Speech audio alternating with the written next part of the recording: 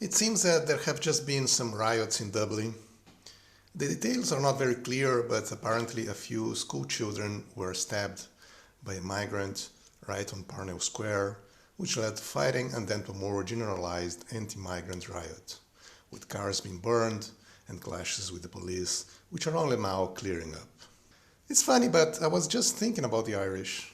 I was just reading some stories by Frank O'Connor, which are really great, by the way. And I really like the Irish. I don't know why. I'm not Irish and I've never been to Ireland. Maybe it's because they're Catholic, or maybe it's because they used to be poor and drunk and rebellious. Maybe it's because they fought so much as underdogs against the English. Or maybe it's just because they have so many great singers and poets and writers. Yeats, O'Connor, the Pogues, and so many others I can't even think of right now. I can't relate to the Anglos, to the so-called WASPs, at all. I don't really understand them. Their mentality is basically alien to me. But I do get the Irish, and it's sad what's happened to that nation, which seems to have gained its independence only to sell it right away. The Irish PM, Leo Varadkar, said that the riots brought shame to Ireland and that the violence was not reflective of the Irish people. This is not who we are. The cliché of clichés of the modern world. This is not who we are.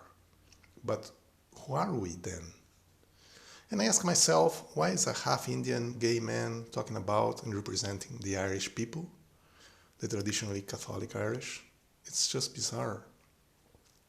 Bear in mind that this is the same PM that just a few days ago was saying that asylum seekers should be hosted even in small towns and even against the wishes of the locals, and that nobody has a right of veto to say who lives near them, besides them, or in their town or village. Nobody has a right.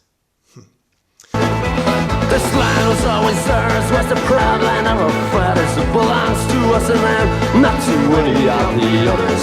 I think it's slowly dawning now on most people in the West that our supposed representatives are not really our representatives at all. And it doesn't even matter if they call themselves or are called by the media left-wing, right-wing, or far-right or far-left. Nothing of that matters anymore. No matter what label they are given, they are all part of some global uniparty. They do not represent the native people, but a growing movement of global government bent on creating some kind of new technocracy, where nations and cultures will not exist anymore, and everyone will be just a number. Or not even a number, but a package of big data to be analyzed and controlled by facial recognition, investing passes, and AI. Imagine there's no countries. Imagine there's no countries and no religion too. Imagine all the people sharing all the world, sang John Lennon. He was partly Irish too, I think. It wasn't Lennon's best song by far, but it became sort of a boomer hymn, and I guess it seemed like a nice dream at the time when it was just a utopia. But now that it's becoming real, it's revealing its ugly, dark side.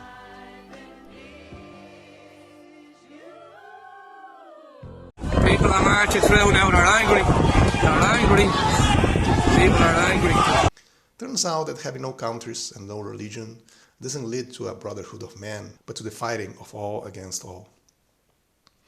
These riots will not last, but it's likely that in the near future there will be more violence and then other riots.